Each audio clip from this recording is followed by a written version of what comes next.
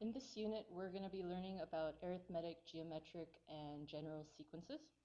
So let's go over a definition of a sequence. A sequence is a set of numbers, shapes, letters, etc. that are in a distinct or recognizable pattern. So you might want to just highlight that. We're going to focus on numbers for this unit. So I've given you 3 examples of some sequences, 1, 3, 5, 7 being the first one. You can probably predict that the next number in the sequence is going to be 9, and then the number after that is going to be 11, so on and so forth, because you can probably tell that we just have to add 2 to get the next number. 12, 24, 48, the next number is going to be 96 because we have to multiply by 2 every time. The last one is a little bit trickier, 3 over 4, 5 over 9, 7 over 16. The next number in the pattern is going to be 9 over 25. See if you can figure that one out.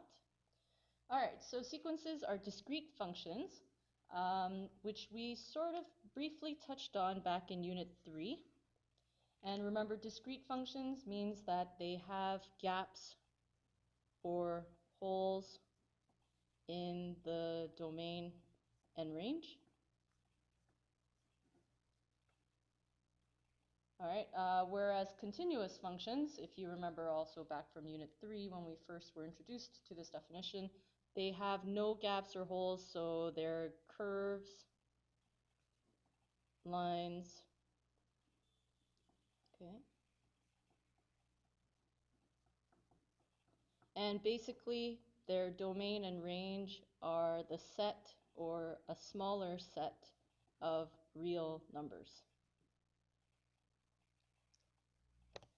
When we think about the domain and range of sequences, the domain would be the set or subset of natural numbers, so starting with 1.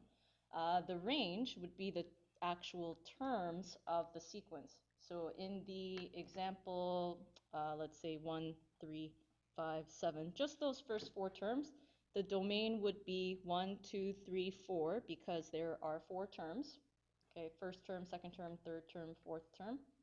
The range would be the terms themselves, so 1, 3, 5, 7. Some notes about conventions. The first term in a sequence is referred to as T1, the second term T2, so on and so forth. So the little subscript tells us what term number we're talking about. The nth term would be referred to as T subscript n. If you notice the punctuation in the sequence, the terms are separated by commas. And right over here, the dot, dot, dot, called an ellipsis, tells us that the pattern continues indefinitely or forever. So as I said at the beginning, a sequence could be arithmetic, geometric, or neither. An arithmetic sequence has terms that are separated by a common difference. So that means you have to add the same number every time to get the next term. So in the example 5, 7, 9, 11, you would have to add 2 every time to get the next term. So that 2 is your constant difference. The domain for this sequence would be, again, there are 4 terms, so 1, 2, 3, 4. And the range would be the term numbers themselves, so 5, 7, 9, 11. In 20, 16, 12, 8, you would subtract 4 to get the next number. Okay, so that's the constant difference. The domain for this sequence, because you see the little ellipsis there, that means that we will have a domain as the set of all natural numbers. And the range, well, we're going to come back to this later after we figure out the formula. A geometric sequence, on the other hand, has terms that are separated by a common ratio, meaning you have to multiply by a number to get the next term. So over here, 2, 6, 18, 54. Multiply by 3 every time. That will be your common ratio. Okay. The domain, again, there are 4 terms, so 1, 2, 3, 4. For the range, the terms themselves are 2, 6, 18, and 54. And last example here on this page, 80, 40, 20, 10. You would have to multiply by half every time to get these terms. So the constant ratio is half. The domain, again, because of the ellipsis, we're going to have the set of natural numbers for our domain.